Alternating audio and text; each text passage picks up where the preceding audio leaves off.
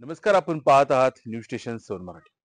भारतीय जनता पार्टीच्या प्रभाग क्रमांक 8 मधील अधिकृत उमेदवार सौ किशोरी शिंदे व विजय वाटेगावकर यांच्या प्रचारार्थ आमदार डॉक्टर अतुल बाबा भोसले यांच्या उपस्थितीत प्रभागामध्ये पदयात्रा काढण्यात आली।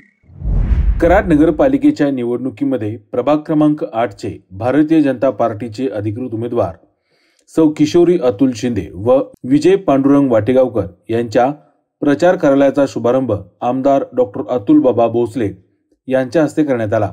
यावेळी भाजपाचे प्रदेश उपाध्यक्ष विक्रम पावसकर, माजी आमदार आनंदराव पाटील, अरुण जाधव, अतुल शिंदे यांच्यासह विविध मान्यवर व भाजपाचे कार्यकर्ते मोठ्या संख्येने उपस्थित होते।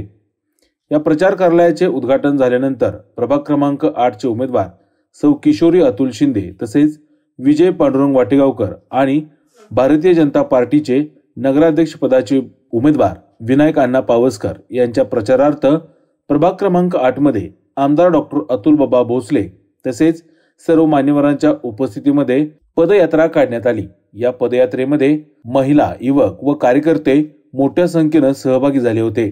भारतीय जनता पार्टी विकासाच्या मुद्द्यावर ही निवडणूक लढवत असून केंद्र व राज्यामध्ये भाजपाचे सरकार असून कराड शहराचा सर्वांगीण विकास करण्यासाठी भारतीय जनता पार्टी कटिबद्ध असल्याचे यावेळी बोलताना भाजपाचे प्रदेश उपाध्यक्ष विक्रम पावसकर म्हणाले।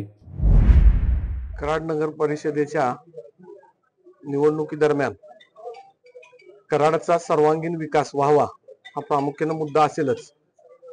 2017 साली कराडकर नागरिकांनी भरघोस मतदान करून भारतीय जनता पार्टीचा प्रथमच नगराध्यक्ष केला, परंतु काही कारणास्तव खालच्या जे 29 सीट्स होत्या त्यामध्ये फक्त आम्ही 9 लढवू शकलो, त्यातले आम्ही 4 विजय केल्या।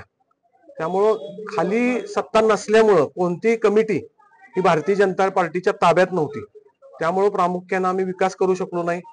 पण आत्ताचं जर वातावरण बघितलं, 2024 ला भारतीय जनता पार्टीचे कार्यसम्राट आमदार अतुल बाबा भोसले यांना भरभरून यश कराड शहरातील सर्व नागरिकांनी दिलं, मताच्या रूपाने दिलं।